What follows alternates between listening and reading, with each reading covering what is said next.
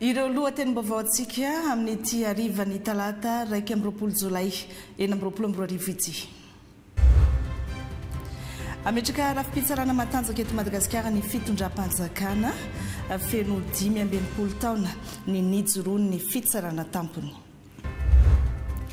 Akatona ireo irika rehetra isin'ny kolikoly eo anivon'ny ministera ny fanabeazam-pirenena miaraka amin'ny Bianco.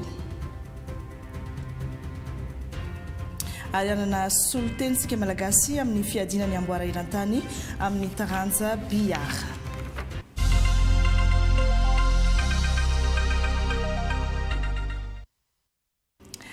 Miaraba klasy vavy tonga soto anatin'ny fampalalam-baovao manasa antsika rehetra anaraka hatramin'ny farany.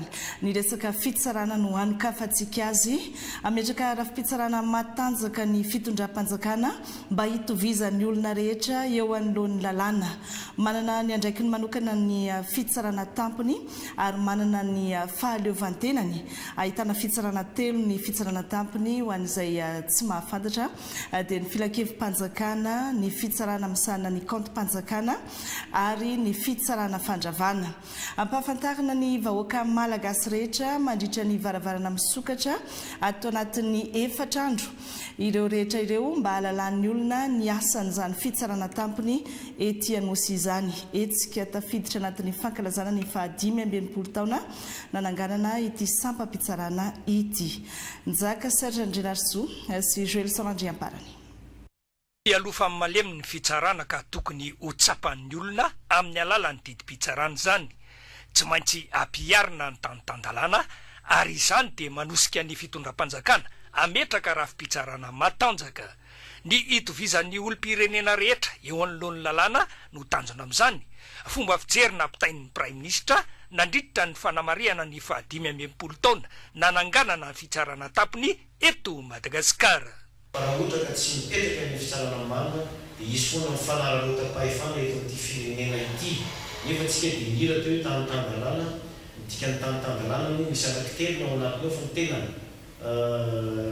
mafisika eto dia rehefa fahaleovantena ny mpitsara ary indrindrandrindra dia hiara-ny lalàna io koa na ny olona nanao ny lalàna aza. Izay any amin'ny mpanatanteraka ry zareo ao amin'ny mpanao lalàna ao zany dia tsaraina ety ihany koa.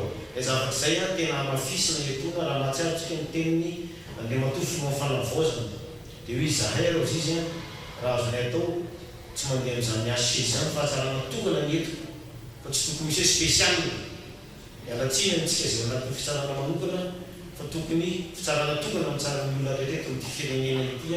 Izay izao zany rapitso manantena fa hoe reny TPI no mijoro manoloana ny azo meloka manao zavatra tsy mety eto amin'ity firenena ity fa tsy hoe atokatokana ny micro ny fitsarana Prime Ministre ohatra. Fitsarana matanjaka ohatran'izany ity tsika petraka eto ary dia vonona ny fitondram-panjakana fanometanan zany ametrahana n'izany fitsarana matanjaka izany. Fanambin'ny fitsarana tampony ny ampandrosin'ny fitsarana manakaiky vahoaka, tanjona amin'izany ny famerenana ny fahatokisan'ny vahoaka ny rafi-pitsarana. Nanamafy izany ny filohavoalohan'ny fitsarana tampony eto Madagasikara tamin'ny alalan'ny fanazavana ny tena asan'ity rafi-pitsarana ity. Rafi-pitsarana rehetra ny fitsarana tampony ka manome tambelona andraikitra ny vahoaka amin'ny alalan'ny fanatanterahana ireo didy mivoaka mba ho hisy fiantsaikany ho an'ireo manadrara. Azo lazaina ho tsinitsara voatra tokoa ny fitsarana tampony tao anatin'izany 15 taona izany raha tsy ahidina dia ny lalàna ohatra 13 tamin'ny 5 Jolay 1979 no nametraka amin'ny fomba ofisialy voalohany ny fitsarana tampony teto Madagasikara. Ankoatr'izay dia miara-miasa amin'ireo mpiara-mononantoka na miato anatiny na avy any ivelan'ny fitsarana tampony. Ny tanjona moa dia ny mpisikakana amin'ireo ratsamandraika. Azahoana vokatra tsaratsara kokoa, tsy azo ditsy ankehitriny ny fanatsarana ny anatiny sy ivelan'ny fitsarana tampony mba hanana endrika vaovao, hitondra rivo-baovao sy hery vaovao ho an'izay rehetra mampiasa izany. Ny 12 Jolay 2024 no nametrahana ny fitsarana tampony teto Madagasikara ka ratsa-pitsarana roa no nandrafitra azy tamin'izany. Izy no rafi-pitsarana ambony indrindra ary ahitana sapapitsarana telo amin'izao fotoana izao. Efatrandro no anamarina ny 520 taona nananganana fitsarana tampony ka nomena sehatra malalaka ny olom-pirenena amantatra ny asan'io rafi-pitsarana io amin'ny alalan'ny varavarana misokatra. Fanitsakitsahana ny asan'ny fitsarana sy ny mpitsara ny tsy fahatanterahana didy mpitsarana. Tranga izay mahatonga ny olom-pirenena tsy atokony fitsarana io. Maro ny tranga hita amin'izany mahatonga ny eo anivon'ny fitsarana tampony andray ny andraikiny ka nanokana lobary endasy manokana mikasika izay resaka fanatanterahana ny didy mpitsarana izay. Mbola tafiditra tao anatin'ny hetsika fankalazana ny 520 taona nananganana ny fitsarana tampony ihany eto Madagasikara. Nzaka Serge Andrenarso sy Gelson Andriamparany ihany. Tsy fanatanterahana didim-pitsarana no tena isan'ny olana lehibe mahatonga ny tsy fahatokisan'ny olom-pirenena amin'ny fitsarana. Mamoaka didy no asan'ny mpitsara. Andraikitry ny rafitra napetraka anatanteraka izany kosa ny mampiatra ny didiny voaka. Io no miteraka ny olana matetika na ho an'ny olona na azo rary ny ara-pitsarana na ho an'ny olona tokony hiarany didim-pitsarana. Ohatra iray amin'izany ny tranga izay nentin'ny mpisolo vava iray avy any Antsoy. Ny olorovoko dia ny samborigna amin'ny tsirariny satria tokony nomegny fiantsoagna aloha izy fa tonga dia ny gendarme no ny sambotra azy natao ny enquête, vita ny enquête. Nefa nandritra ny 12 jours tompoko dia tsy nisy déferment io raha io. Tonga ndray ny gendarme brigade de recherche criminelle fiadanana eto Antananarivo tonga tany Antsoy izay nitondra io olorovako io aty amin'ny brigade de recherche aty Antananarivo. Vita l'enquête, efa ho 20 andro ndray mbola tsy nisy déferment dia nagnatony fitsarana zahay. Isoragna ny fitsarana tonga dia namaly antso, tonga dia nidéferegny tamin'ny fitsarana io raha io. Nanomboka fanapahan-kevitra ny fitsarana teto Antananarivo hoe raha araka ny zavamisy sy ny ty raha ity dia fitsarana agny Antsoy ny mahefa amin'ity raha ity. Ary didina ny libéré ty olona ty satria efa tazomigna amin'ny violon afa maharitsy ela be ty zeny fitsarana dia ary averinao Antsoy ty raha ty. Atsika mivolagna zao mbala ao amin'ny garde à vue le olorovako zany hoe efa 30 andro. Mandat didim-pitsarana mihitsy zany ny gendarmerie teo anatrehan'izay. Andray andraikitra eo anoloan'ny tsy fanatanterahana didim-pitsarana ny eo anivon'ny fitsarana tampony izay rafitra ambony indrindra eo anivon'ny fitsarana. Izay indrindra moa zany no nanapahana hevitra hoe hitondrana n'ilay lohahevitra hoe ny fitsarana tampony sy ny fanatanterahana didim-pitsarana. Matetika zany dia misakana foana io fanatanterahana didim-pitsarana io ka manomboka izao zany zahay dia mba hitondra ny anjara birikinay koa zany amin'ireo mpiara-miasa izay manatanteraka na toerana an'izany fanatanterahana didim-pitsarana zany dia ho amafisina izay mpiara-miasa izay hanome sosokevitra zahay zany mba ahafahan'izy ireo mizotra tsara amin'izay fanatanterahana didy izay satria izay ny zavatra andrasan'ny vahoaka amin'ny fitsarana indrindrandrindra hoe mamoaka didy ny fitsarana ka mila tanterahana hatramin'ny farany izay mba zahoany rehetra tombontsoa amin'izay ady ny fanaovana izay. Nanamafy ny filovoalohan'ny fitsarana tampony fa ny fitaraina ny olom-pirenena no isan'ny antony lehibe anatanterahana ny lobary endasy mikasika ny fanatanterahana didim-pitsarana mandritra ny fankalazana ny 520 taona nananganana ny fitsarana tampony eto Madagasikara. Ny zava-misy eto amin'ny firenena amin'izao fotoana tsy azo diditsita fa mbola mitohy ny trangana fahaverezana sy von'olona eto amintsika tao anatin'ny iray volana dia trangana von'olona roa no niseho tao amin'ny commune ambanivohitra Ambohimanambola manokana. Iray tamin'ireo ny nahazo any Niaina Liantso, tovolahy tanora eo am-panomanana ny hoaviny tanteraka kanefa dia hita faty rehefa tsy hita nandritra ny andro vitsivitsy. Manaitra ny manam-pahefana ny fianakaviany manoloana ny von'olona Ankitsirano nahazo any Niaina. Natasha Asimbola sy Fanirandremanana. Samba no nahitana tranga fahaverezan'olona tahaka ny niseho ny herinandro lasa teo tato amin'ny commune ambanivohitra Ambohimanambola izay niafaratra amin'ny fahafatesana. Mahavantana ny mponina avy hatrany ny manantona mpitandro filaminana rehefa misy tranga toy izao. miara-miasa amin'izy ireo anefa ny commune izay manao ny fampandrenesana miantso fandraisana ndraikitra amin'ny fitondram-panjakana ny fianakaviana ny arambony mba hisoroana ny mety iverenan'ny tranga toy izao. Mety tsy hisy tsony ny ohatr'izao fa tokony hoe mba hisy raha hisy fandraisana ndraikitra zany dia mba maivamaivana kokoa no mahazo ny fianakaviana izay hiaran'le fahavazana satria le resaka very olona von'olona efa tena miparitaka be loatra dia lasa mifierinaina na hatrany ambanivohitra aminay mifierinaina lasa tsy matsy te hivoaka ny trano.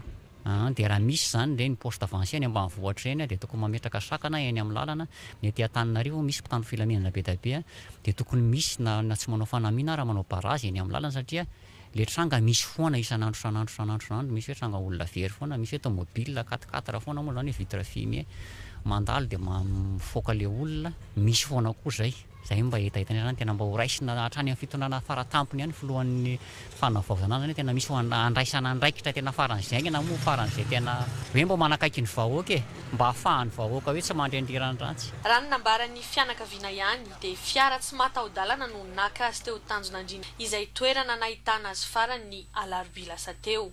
Omaly alatsinainy no hita ny razana teny amin'ny sisin'ny ranon'ny Kiopa teo Mahintsy. Tsy ahivina fa ny Alarobia lasa teo manodidina ny tamin'ny 7 ariva no tsy hity Andriamasina valina ny aina Liantsoa rehefa avy nanatitra ny sakaizany teo Tanjonandriana. Tamin'ny 7 ora sy sasany alina no nampandreny ny zandarmarim-pirenena ao an-toerana ny fianakaviana. Avy hatrany dia niaraka ny karoka tamin'ny fianakaviana ireo mpitandro filaminana raha ny vaovao voaray.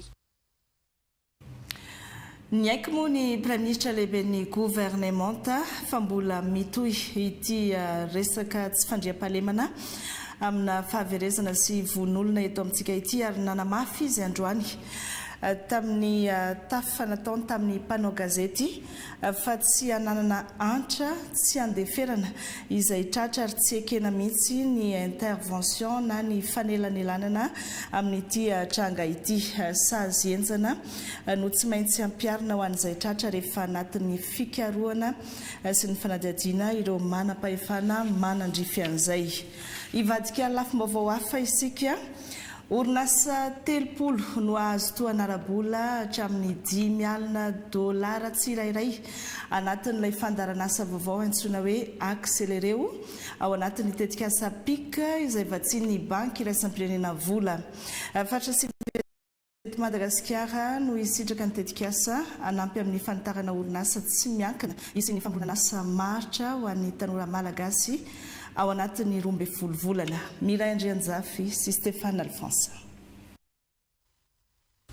Ny setry agribusiness na ny fandrarana eo amin'ny setry ny fambolena toy ireo vokatra fanondrana fizantany ny digital no voakasika ity famatsim-bola akselereo ity ao anatin'ny tetikasa PIC na ny projet de transformation économique pour une croissance inclusive andiany fahatelo izay vatsian'ny banky iraisam-pirenena vola ary aritra 12 volana ka ny fitondram-panjakana malagasy no namolavola azy. Fananana izy zany orinasa epolo zany no asiana faninana anatin'ilay izy dia misy zavatra zany karazana asiana ataony zareo anatin'iny dia 30 zany no tena azo an'le hoe na subvention zany na fanaonana raha-bola fa iny mbola misy araka tena teo hoe misy condition hoe misy karazana fepetra zany na trondro maromaro ahafahana manome ny zavatra zay sy ahafahana koa zany manome ny ampahany faharoa koa amin'le fanoanana no zany tanjona zany dia hoe inona zany no atao mba tsy hapa hoe lasa faty-antoka zany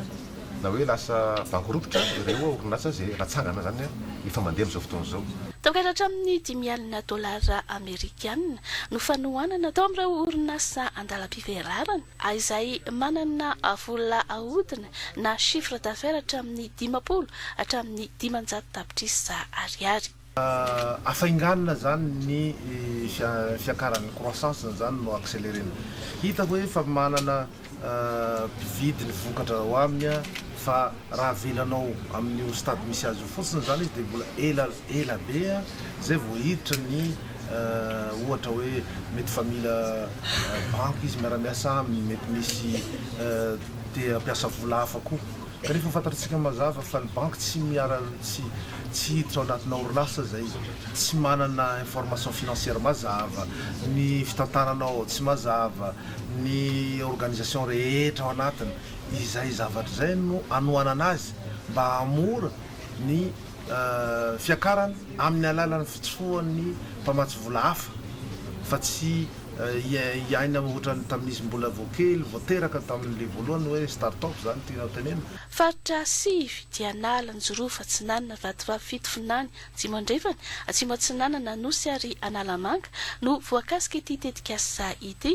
entina mampiroborobo ny sehatra tsy miankina sy ny famoronana asa maharitra.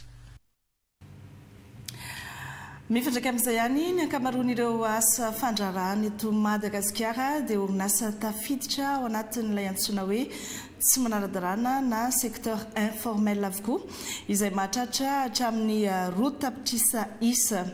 Ny 5.7 ireo orinasa ireo dia ao anatin'ny PME na orinasa madinika sy salantsalany izay miantoka ny 5.20 hatramin'ny 7.20 ny arkarena faobe na ny PIB eto Madagasikara. 5 taona eo ny faharetan'ny fiodinan'ireo orinasa ireo amin'ny ankapobeny ka ilaina ny fanohanana sy ny fampirisihana azy reny hiditra amin'ny ara-dalàna sy anana paikady mba ampaharitra ny orinasa. Miray Andrianjafy sy Stéphane Alphonse. Raha ny fanadihadiana nataon'ny Global Entrepreneurship Monitor iray amin'ireo orinasa mpanao fanadihadiana lehibe indrindra maneran-tany dia nambara fa Madagasikara dia anisan'ireo firenena manana kolontsaina eo fandrarana izany hoe mitombo hatramin'ny isan'ireo mpandrarà eto Madagasikara. Ny fantany napetraka nefa dia hoe reny orinasa ireny ve dia mivoatra miabo lasa orinasa lehibe sa mijanona orinasa madinika na embryon hatrany. Fanadihadiana tokoa dia milaza fa ny ankamaroany ireo orinasa eto Madagasikara dia micro-entreprise na orinasa faran'izay madinika izay tantanana olona iray na fianakaviana iray ankoatran'ireo orinasa madinika sy salantsalany na PME izay hainy toekarena eto Madagasikara mampiresaka PIB. Ny zava-misy tokoa dia mora ny manangana orinasa fa ny pérenniser na ny tazona azy ireny haharitra izay no olana eto amintsika. Inona no anton'izay? Indrindray ilay tompona orinasa ilay mpandrarà sahirana mitady client. Indrindray koa isika gasy somary mampalahelo kely fa isika gasy dia tsy matoky ny vita gasy indraindray. Dia izay ny hitako hoe nisy sakana dia mazava ho azy moa zany sakana manaraka eo koa ilay famatsim-bola ny financement iny somary sarosarotra mitady an'iny koa. Fa ny ankamaroan'ireo orinasa eto Madagasikara ihany koa dia tafiditra ao anatin'ilay sehatra antsoina hoe secteur informel na tsy manara-dalàna. Raha fanadihadiana nataon'ny INSTAD dia manodidina ny 3 hetsy ireo orinasa eto Madagasikara ao anatin'ilay sehatra ara-dalàna fa ray faingo-dimy hatramin'ny roa tapitrisa kosa ireo orinasa ao anatin'ilay antsoina hoe secteur informel. Raha ny fanadihadiana atao ihany koa dia tsy mihoatra 5 taona ny ankamaroan'ireo orinasa eto Madagasikara. Tsy entona fa ireo orinasa ao anatin'ny sehatra ara-dalàna no ampina ao anatin'ity fandaharan'asa accéléré ity fa misy ihany koa nefa ireo orinasa tsy miankina izay manampy ireny orinasa sy mpandrarà malagasy ireny. Misy aloha zany mazava ho azy ny fampifanana izany hoe mety hoe amin'ny lafiny finance, amin'ny lafiny gestion, amin'ny lafiny management, gestion mazava ho azy RH ary amin'ny lafiny ihany koa digital na raha ohatra mizatra teknika be spesifika totsika hoe amin'ny resaka agriculture, amin'ny resaka amin'ny zavatra rehetra zay zany somary secteur rehetrarehetra dia afaka anampiana extra daholo amin'ny fampifanana amin'ny coaching mazava ho azy izany hoe miresaka amin'ny olona manana traikefa zany momba an'ilay projet anao hoe ahoana ny fomba anampinana azy anampina ny mpandrarà ary eo ihany koa ny atao hoe mentorat indray zay dia manao mise en relation amin'ny olona efa manana expérience betsaka kokoa zany amin'ilay secteur donné dia eo koa zany zay manome sady réunion zany ahafahan'ilay mpandrarà mandray client satria matetika mpandrarà rehefa manomboka dia tsy manana toerana andraisana client dia somary professionnel koa rehefa misy an'izay dia mampandray zareo anjara ihany koa nefa izay amin'ny salon foire mba hanomezana visibilité an'zareo. 10 ireo orinasa malagasy nampiny nanomboka ny taona 2024 ka ny 700 ireny no mbola mihodina hatramin'izao izay mandray anjara ao anatin'ny fifananana karakarain'ny OMAPI izay atao amin'ny faran'ny volana Jolay ity ahafantarana ireo orinasa mandresy lahatra ireo mpitsara. ady amin'ny kolikoly ody zarena avokoa ireo irika mety isian'ny kolikoly ao anivon'ny ministera ny fanabeazam-pirenena voakasika izany ireo ambara tonga mpitantanana rehetra ireo mpanabe sy ny mpandraharaha ho araha maso akaiky anatin'izany ny resaka fampidirana piasa raikitra ny tsenam-barim-panjakana ny fizarana fanampiana sy ny tetibola isan-karazany ampiasainy ao anivon'ity ministera ity amafisina amin'ny alalan'ny fiaramiasa amin'ny Bianco ny fiaramiasan-drotonta izay nanaovana vitasoni tamin'ity andro an'ity Keita Revilas Rija Rakotoson. Voakasika ty fiaramiasa eo amin'ny ministera ny fanabeazam-pirenena sy ny barao maleo tena misana amin'ny ady amin'ny kolikoly na ny Bianco ity ny ambaratonga mpitanana rehetra eo anivon'ny ministera manomboka amin'ny FOIP makana amin'ny sapandraharaha regionaly na Ndren, ny Cisco, ny ZAP hatrana amin'ny sekoly ambaratonga rehetra manerana ny nosy. Laharana voalohany amin'izao ady izao ireo sehatra marefo indrindra ny fitantanana ny mpanabe sy ny mpiasa na ny ressources humaines, ny tsenam-panjakana marché public, ny fizarana ny fanampiana sy ny tetibola amin'ny endriny maro samihafa na ny subvention, ny donation sy ny sisa maro. Karazana fanadinana sy ny fankatoavana ny diplôme. Ahombiazan'izao ezaka izao dia mifototra amin'ny fomba fiasa sy fampiarana mazava, teny faneva sy zava-dehibe, ny fiarovana sy ny fisorohana. Alohan'ny sazy, ny tanjona voalohany dia ny fanatsarana ny fomba fiasa mba tsy ahafahan'ny kolikoly manjaka. Ao anatin'ny fanatanterahana ilay fifanarahana ny firenena mikambana makasika amin'ny ady amin'ny kolikoly sy ny fampiarana ny voalaza ny andin-dalàna fahavalo 2024 tsipika 2020 mo izao fifanaovantsy ny fiaramiasa izao. Zay voalaza mazava fa tsy maintsy apetraka any amin'ny sekoly ny programa mpampianarana mivoy an'izany hoe ady amin'ny kolikoly fa maninona fanabeazana ny olom-pirenena manomboka any amin'ny fahakeliny manomboka any amin'ny fahatanorany zany hoe dieny any an-tsekoly ny ankizy be azy na andala fahamarinana andala fahitsiny io programa mpampianarana io zany rehefa tena tafapetraka tsara rehefa mpiarina tsara azo inona azo entenaina fa manana ho avy azo antoka ny Madagasikara amin'ny alalan'ireo taniketsa ny firenena ireo. Marina moa fa i Madagasikara dia manana ilay lalàna sy politika anatiny miisa 12 eo anivon'ny ministère na ilay politique interne lutte contre la corruption au ministère. 13 miliara ariary mahery ny vola tambenimbidy avy amin'ny orinasa mpitrandraka Ambatovy natao amin'ny asa fampandrosoana any amin'ny faritra Tsinanana. Distrika 7 no ampiasana ny vola mba hisy vokatra mivaingana hitan'ny vahoaka maso sy mipaka amin'ny fiainana ankapobeny. Tao Mahanoro natomboka ny asa fanamboarana lalana beton mirefy 200 metatra ao atapy-tanànan'ny commune ambonivohitry Mahanoro. Antonio Victor Joseph sy Rado Dominico, télévision malagasy ny toerana. Natomboka tamin'ny fomba ofisialy ny asa fanamboarana lalana beton izay mirefy 200 metatra manomboka eo amin'ny sapanan'ny Botomarzul ka hatrany amin'ny pôly fluvialy Mahanoro. Lanonana lehibe izay nitron'ireo tompon'andraikitra ara-panjakana maro no nanomboana izany teto. Lalana izay anisan'ny avokavoko teo kareny Mahanoro ity lalana ity izay vezivezen'ny olona sy ireo fiaravaventy izay mitatitra entana. Atao beton le izy mirefy 1 kilometatra sy 200 metatra. Volan'ny faritra Madiodio no anaovana le izy satria manana apahambola avy amin'ny ristourna ny Ambatovy ny faritra Antsinanana izay mitetina hatrany amin'ny 13 milliards 700 millions ariary. Dia io 13 milliards io zany mitsinjarainy ao anatin'ny distrika 7 ao anatin'ny faritra Antsinanana anamboarana fotodrafitrasa tafiditra anatin'izay zany ty lalana ty. Niafatra avy amin'ny colonel Michael Rajoelina filoha fanavoana dia hoe ataovy tsapan'le vahoaka fa mipakany aminy reny tamberimbidy avy amin'ny fitrandrahana atao eto Madagasikara reny. Atao mipakany amin'le vahoaka fa miasa le fanjakana. Tsara ny manamarika fa ny orinasa geometri no agnatanteraka ny asa ka aharitra efa bolana ny asa fanamboarana.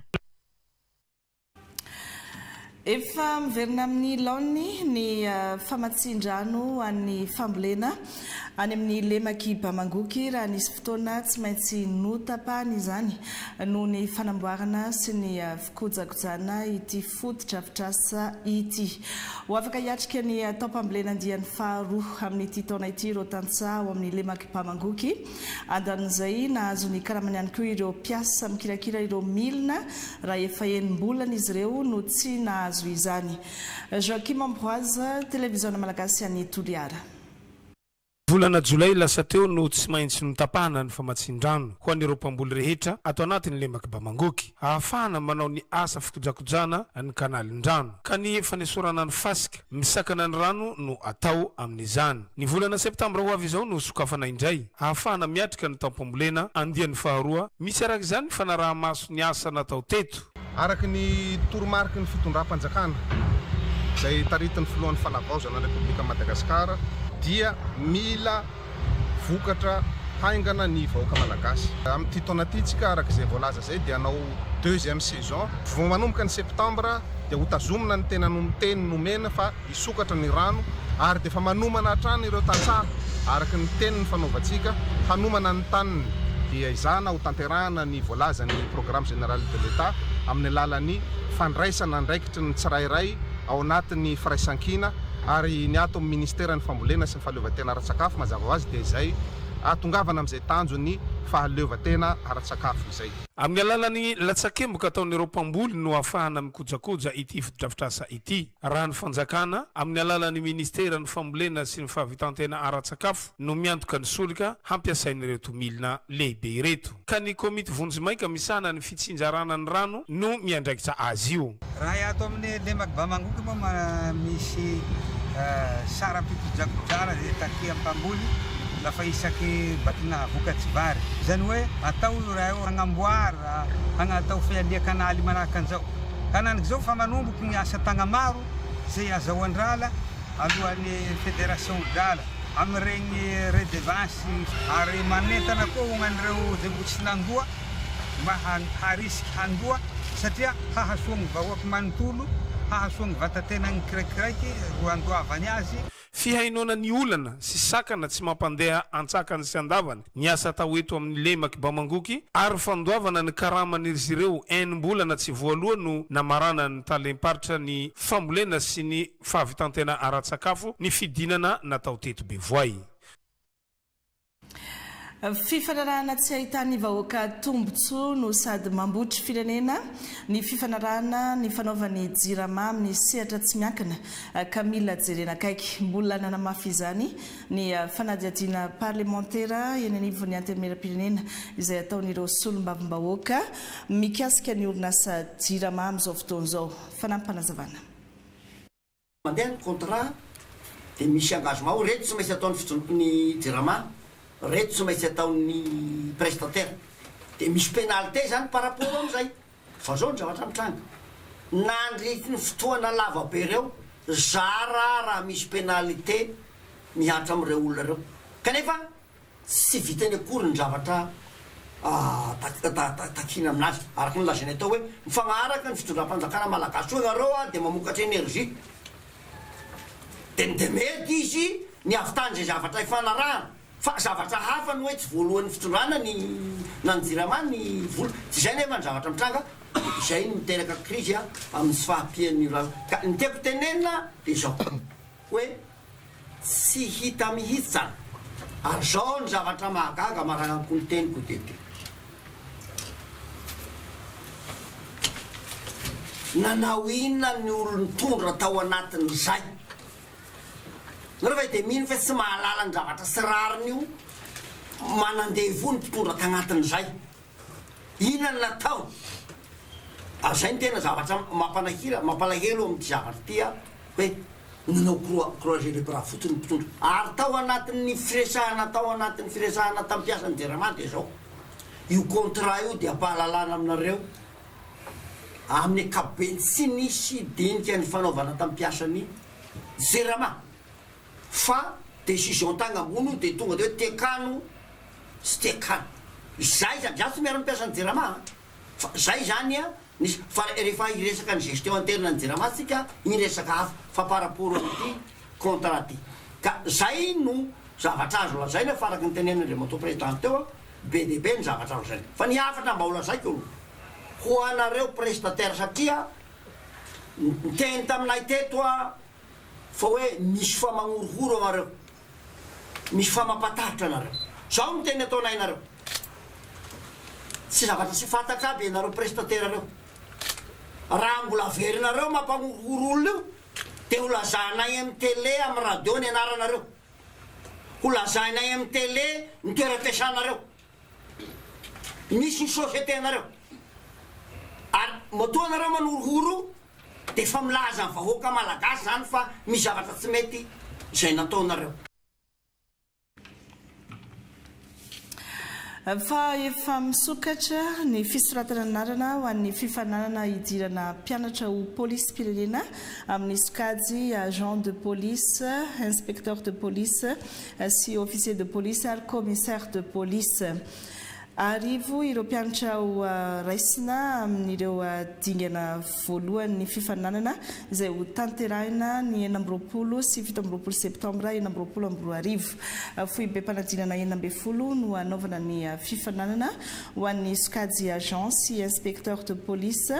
Raha fohy be mpanadinana 9 ho an'ny sokajy officier de police sy commissaire de police. Ny toerana fametrahana ny tontataratasy fisoratana anarana dia ny amin'ny service central de recrutement ety Anosy ho an'ny eto Antananarivo renivohitra ary any amin'ireo fitaliava paritra kosa na ny DRSP tsirairay ho an'ny any amin'ny faritra entanina manokana ho an'ity fifananana ho hidirana ho mpianatra polisy ity ireo manana spécialité amin'ny tontolony numérika araka ity fanampanazavana ity.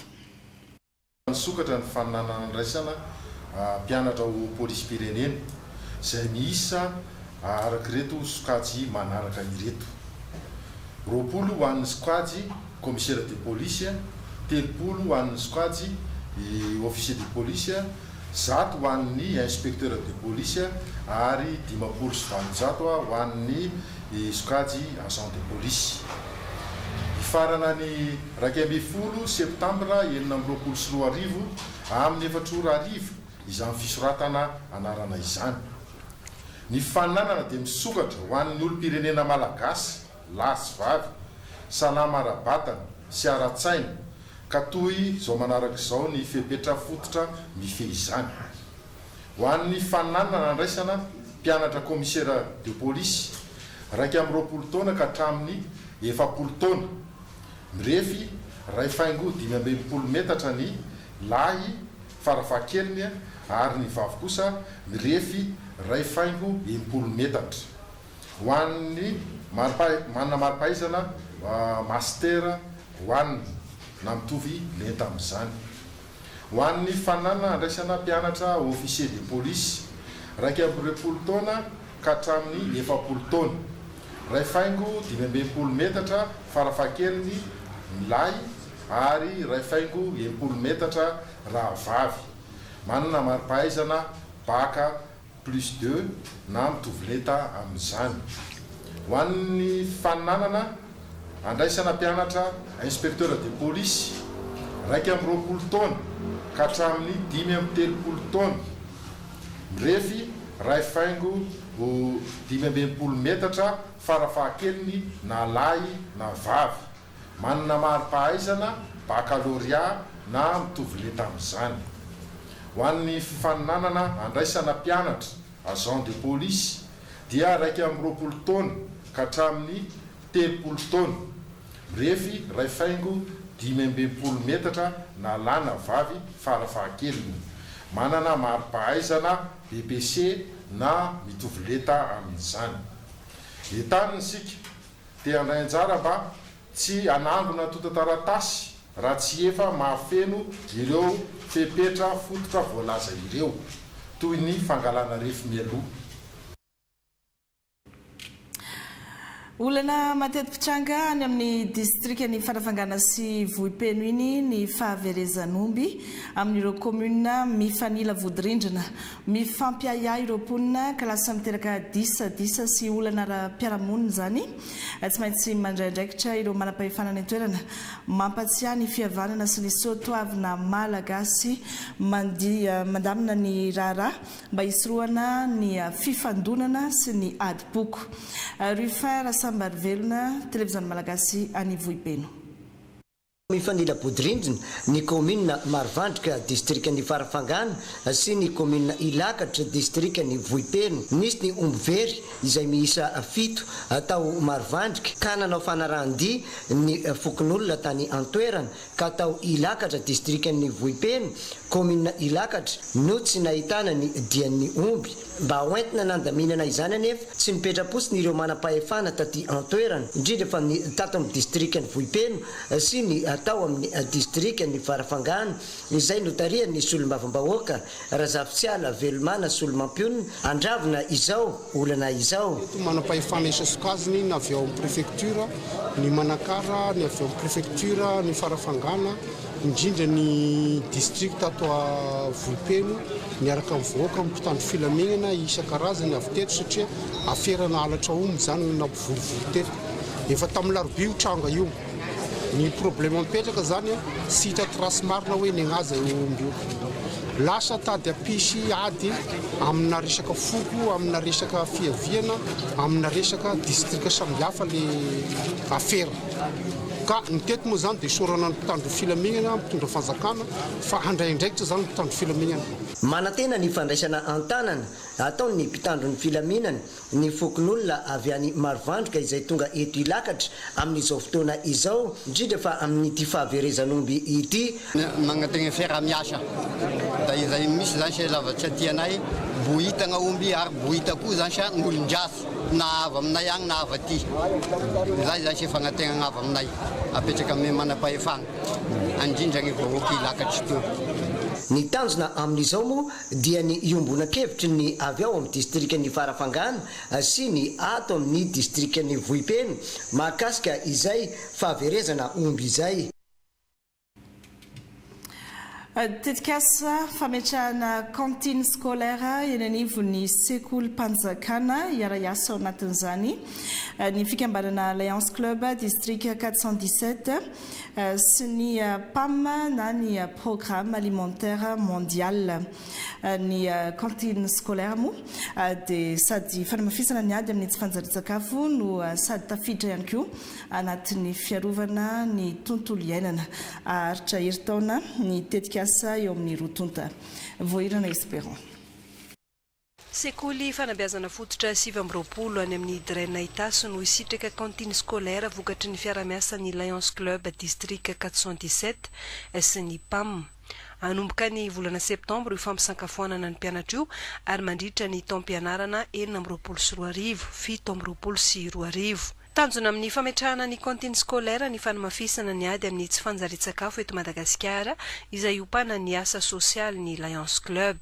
zany hoe ireo sekoly ireo dia tsy mbola nisy cantine scolaire zany izay no iarahana miaraka amin'ny PAM anatanteraka amin'ny volana septembre ary iarahana koa amin'ny ministera ny fanabeazana dia amin'ny volana oktobra moa nanana vinaviny zahay anao diabe na karavanina amin'ny tsy fanjari-tsakafo io diabe io dia miainga Boatsirabe dia midina mianatsimo any hatrany Tolaniaro volana novembre isitraka an'izany koa ny any amin'ny faritra avaratra izany hoe miainga vao Anosibe dia mitohy mipakatra ny Diego mariana fa ao anatin'ny herintaona dia i Madagasikara amin'ny alalan'ny Stéphane Andrianisa no filoha hitarika ny Alliance Club eto amin'ny ranomasimbe indiana na ny district 417 izay ivondronan'ny La Réunion, Rodrigue, Mayotte, Djibouti, Maurice ary Madagasikara ahitana club 5 ary mpikambana 709 ao anatin'ny district 417 no tanterahana tany Hong Kong ny fivoriam-ben'ny Alliance eran'izao tontolo izao fotoana nandraisana ihany koa ny filoha vaovao ny district 417 Isalored fizantany no sady fanatanjahantena vita ny farany herinandro teo no nanaovana ny andiany fahasivambefolo tamin'ity Isalored ity tany amin'ny valanjavamboary Salo nisongadina ny fandraisana anjara ny teratany malagasy tamin'ity andiany ity nankafy natura sy ny zavaboary tamin'ny tany no sady nena vita ny taiza vatana ihany koa no ny zahatany. Olivier Andrebololo mianja.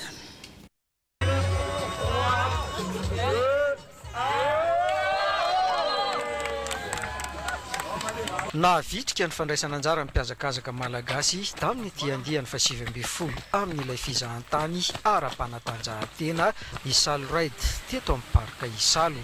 Saika teratany malagasy avokoa no nibatany amboara tamin'ireo alavirana telo ny faninanana teo amin'ny 570 kilometatra dia Ianjanirina avy ao amin'ny club Crona Athletics Hatsirabe no nahazo ny laharana voalohany ora 3 sy 40 minitra 520 kilometatra andry amin'ny fitotodrinirina ora 2 sy 2 minitra teo amin'ny 520 kilometatra kosa indray dia Razafiny Arivo Fredy Gaetan ora 2 sy 320 minitra. Zany 45 tamin'ny herintaona efa nanao ny avantage tamin'ity efa hita le lalana zany tamin'ny herintaona dia sady nanana tracé RGPX koa dia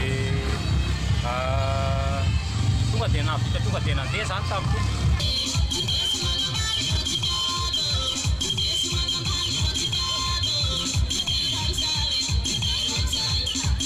Sady fanatanjahantena no fakafizana ny akanton'ny natiora ato amin'ny valanjavaboary Isalo ny hetsika Isalored. Azona dia ny ampahafantarana ny atao hoe inona zany fizahantany ara-panatanjahantena izany satria ny fizahantany dia misy endrika maro dia ny Isalored sahala amin'ny marathon de l'Isalo ihany dia fizahantany ara-panatanjahantena izay no atongavana dia mampiroborobo zay zany satria ato anatin'ny Isalo tena fanaovana raid fanaovana marathon dia izay zany tiana avoatra amin'ity Isalored ity. Misa 870 ny mpiazakazaka nandray anjara tamin'ity andiany fahasivambefolo ity ka ankoatra ny malagasy dia teo ny amerikanina, ny frantsay, ny hollandais, italiana sy ny maro hafa.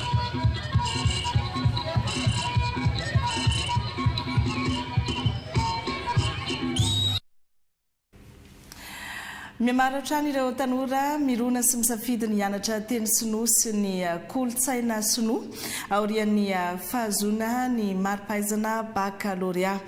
Fanovozam-pianarana izay heverina ho varavarana misokatra eo amin'ny sehatry ny asa izy ity sy ny fiara-miasa eo amin'ny Madagasikara sy Chine. Mamso Hortensia sy Firardzon.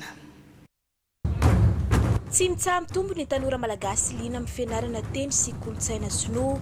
Ankoatra ny fahaizana amin'ny teny dia ampianarina ny mpianatra koa ny mifehy ny kolotsaina sy ny fomba amampanao ary ny soatoavina mampiavaka ny Chine. Iray amin'ireo fitaovana manamafy ny fifandraisana ara-kolotsaina sy ara-panabeazana eo Madagasikara sy Chine ny Institut Confucius eo anivon'ny Université Antananarivo. Manampy ny tanora azo fahalalana sy hananaviana bebe kokoa eo amin'ny tontolon'ny asa.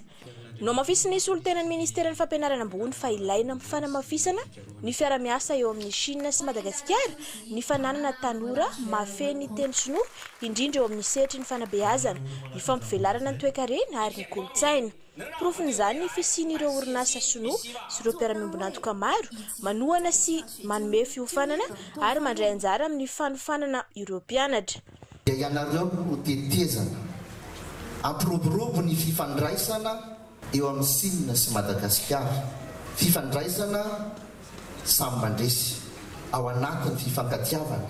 Isehatra bebe kokoa ny fiara-miasa amin'ny sinoa ianareo kanefa azadino fa ho an'ny fampandrosoana ny Madagasikara miara-miasa dia miara-mandroso. Nararaotina nandritry ny lanonana nanehoana ny kolotsaina sinoa ny fanolorana mari-pahaizana ho an'ireo mpianatra 930 navita ny licence en langue et culture chinoise. Andiany hiratra ho mariky ny fahavitany fianarana nandritry ny 3 taona sy dingana vaovao ho azy ireo. Fiteny iray, kolotsaina iray ary tetezana iray mampifandray ny firenena rotota ny teny. Izay ihany koa no tanjon'ny Institut Confucius mbola mpitombo hatrany ny isan'ireo tanora malagasy isafidy ny hianatra ny teny sinoa sy ny kolotsaina.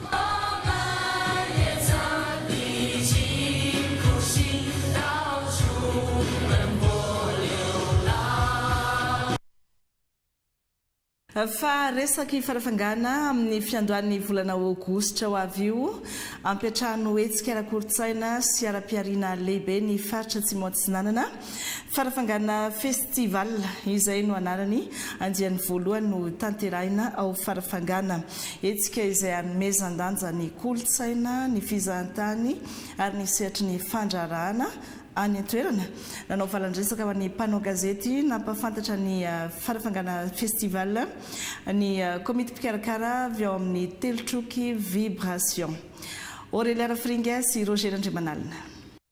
Kolotsaina mampiray faritra mivelatra amin'ny fandrarahana ho avy aoriana miaraka araka io teny filamatra ny hetsika farafangana festival io izay sambany tamin'ny tantarany farafangana dia ny hampivelatra indrindra ireo mpanakanto any anaty ravikazo any amin'ny faritra Tsimotsinanana iny haharaka ny fivoaran'ny toetrandro no tanjona voalohany amin'izao hetsika izao. Tiavana angamba no tena mitondra anay hoe ho amin'ny faritra tsy ho an'ireo mponina any zany izay matetika indraindray mety hoe tsy maharaka ny fivoarana misy aty andrenivohitra dia mba anatonana sy fitiavana manokana ny faritra ihany koa moa zany. Matetika zany le fivoarana le vanim-potoana sy ny fivoaran'ny teknôlôjia sy ny fivoaran'ny zavatra rehetrarehetra izay mifandray amin'izay fiakarana tsehatra zay matetika tsy dia mahita zay avantage na opportunité zay ny artiste rehetrarehetra avy any amin'ny sud-est dia ny tena moa somary mandeha any anatina festival vitsivitsy dia mahita le hoe ohatrohatra zaoka izany ny fety karakaraina amin'izao vanim-potoana iainantsika izao ho tanteraka le nofinofy mba apahita ny zavatra efa mba fahitan'ny olona sy ny condition de travail afahan'ny artiste maneho an'le talentany any afarafangana. Mpanakanto maro isan-karazany noho izany no andravaka ny roa andro ny farafangana festival ny voalohany ka hatramin'ny faharoa ny volana aogositra izao. Olona manodidina ny 2 alina eo no andrasana ho tonga mandritra ny hetsika. Ankoatra ny fanomezana sehatra ireo mpanakanto avy eo an-toerana dia zava-dehibe kendrena mandritra ity hetsika ity koa ny hampiroborobo ny fizahantany ny fandraharahana ara-toekarena ao an-toerana ka hatonga ny festival ho hetsika lehibe fanao isan-taona sy ho fantatra manerina ny Madagasikara hatrany amin'ny sehatra iraisam-pirenena. Tafiditra ao anaty fandaharam-potoan'ny farafangana festival koa ny dinika andraisany zanaka ny faritra anjara sy fiaonana ara-barotra ary fampiratiana hampifandray ny kolotsaina sy ny fampandrosoana ary hampiroborobo ny fandraharahana eo anivon'ny faritra. Aramananatsika ny fampahalalam-baovao manana mpilalao sangany afaka miatrika tsara fifanana iraisam-pirenensika malagasy amin'ny taranja biara.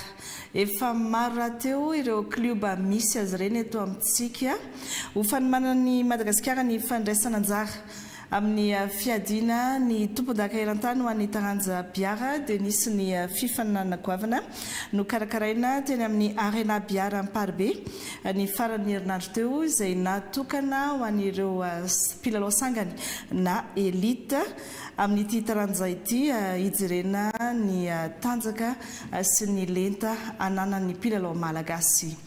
Kanto Ranay Vorson. Mpilalao sangany 420 avy amin'ireo kluba misy manerana Madagasikara ho an'ny taranja biara no nandeha anjara tamin'ity The Ultimate Elite Cup ity izay natao atetsy amin'ny arena biara Amparibe ho fampiakarana ny lenta sy ny avo teknika an'ireo mpilalao malagasy no antony karakarana izao fifanana izao raha nambara mpikarakara. Io ihany koa ny fanomanana sady ny fidinana tombon-daka eran-tany izay andraisany Madagasikara anjara. Zany hoe izy ity dia invitation, zany hoe nandefasana invitation tsirairay avy zany ny club izay misy eto Antananarivo any amin'ny faritra ihany koa ary nazahoana valiny moa zany 420 mpandray anjara. Ny tanjon'ilay hetsika dia voalohany aloha zany fanomezana asiny iray sy fanandratana zany atao hoe taranja biara eto Madagasikara. Zay ny voalohany. Dia faharoa tiana hampiseho ihany koa hoe isika malagasy dia afaka mahay ary mahafehy tsara an'ity taranja biara ity ary afaka dia manao karazana compétition ohatr'izao. Zany hoe tena compétition nationale zany izy ity dia hoe salle ihany ary no manao anazy. Zay zany no tena tanjony. Dia mazava ho azy ihany koa zany mba te hanaparitaka an'izay taranja biara zay satria araka ny hitanareo dia tena hoe le sangany amin'ny biara zany no milalao eto. Dia ny mahasamihafa anazy ihany koa dia ny hoe nasiana tenue spéciale mihitsy araka ny hitanareo zao zany hoe manao gilet mihaja manolobaka ny biara ny mpanao biara satria ity taranja ity dia taranja mihaja sport de prestige ozy ny fomba fitenitsika zany. Ankoatra ireo mpilalao teto Analamanga dia nahitana ny solontenany Tomasina sy Mahajanga ihany koa nanjanjara tamin'ity fifanana ity. Tanjony mpikarakara raha teo ny Amprahiny sy ampatambotra indray ny mpity ity taranja ity. Mampitanetana kokoa le izy satria misy ny pression mafesapesatra amin'ny maha hoe elite cup anazy zay, zany hoe ireo sangany ihany zany no milalao. Ny fijeriko ny niveau teknika antsika malagasy amin'ny mampilalao ana amin'ity taranja ity dia hitako hoe tena manana trakefa dia tena manana trakefa tokoa ny malagasy ao anatin'ny taranja billard. Fa ny zavatra tsy ampy amintsika zany dia fivoahana ny ivelany. Ary zay moa zany ny antony anankiray ngeza be ny isin'ity tournoi ity satria mba anaparitahana kokoa ny lazan'le billard hoe misy an'ity billard ity ahafahana ihany koa mamoaka ny hatsaran'ny anaran'ny Madagasikara. Amboara sy Lelavola 2 ariary no azo ny tompon-daka teto, 10 ariary kosa ho an'ny larana faharoa ary 2 ariary ho an'ny larana fahatelo. Angasitrantsika rehetra nanaraka ny fampalalam-baovao amin'ny farany misaotra ny ekipa rehetra ihany koa raha mpitsondray mirary sorto klasy 5.